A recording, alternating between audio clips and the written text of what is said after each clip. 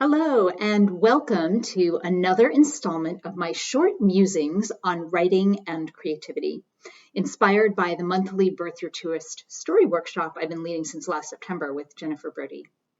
I'm coming to you this month from smack in the middle of the mess that is my current novel.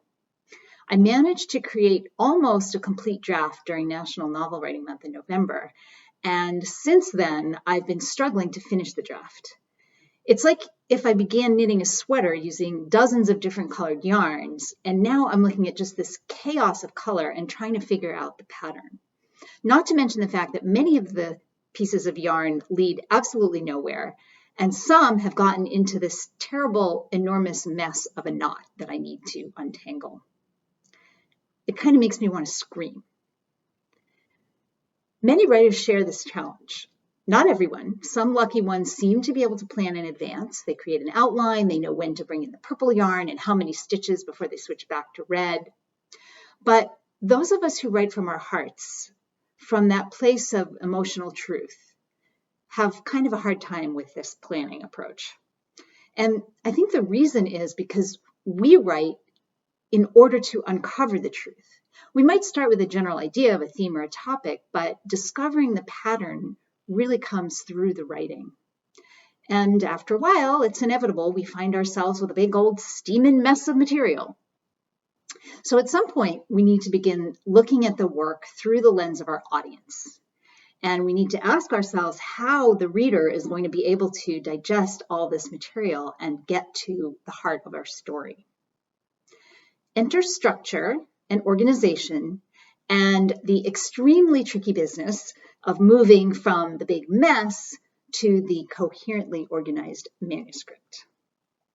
Now, I believe one way to do this is to employ one of the same tools that allows us to begin writing in the first place, and that is curiosity. When I find myself in the middle of this tangle, I try to adopt an attitude of wondering. What might happen if I drop this color? Get rid of that character? Braid together the green and the aquamarine? Combine these two scenes? I allow myself to be open to experimenting. Now, you may have to try out several structures before you find the one that fits. You may not know when you start, are you knitting a scarf or a sweater, mittens or a cap? You unravel, you reknit, you re-ravel, you unravel, you reknit, and you try a chronological structure. Too boring. You try episodes. Too forced. The point is that you won't know any of these things until you try them. Sometimes I like to think of my generated work, that is the mess, as one party to a conversation and the organization or structure as the other party. And each talks to the other in a dialogue that informs the movement of the work, a kind of a call and response that drives forward a coherent narrative. One bit of practical advice for you. I used to feel that I wasn't writing unless I was actually generating new material. And I spent very little of my writing day thinking about things like theme and structure. So it's really no wonder that I made very little progress with them. I was not willing to set down the half-knit sweater with the gaping neck hole and step back and look at what it really wanted to become. Now I see this stepping back as an absolutely essential part of the process, and I build it in.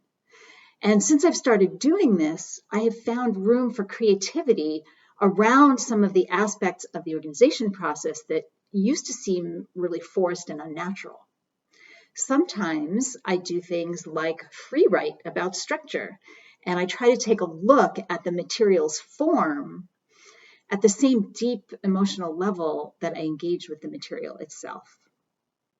Finally, please recognize that sometimes you need an outside perspective, a trusted reader, an accountability partner, an editor, to talk through some of these issues with. Someone who can look at your half-formed mess and say, oh, I think I see a sleeve emerging, and isn't that a snowflake pattern taking shape across the front?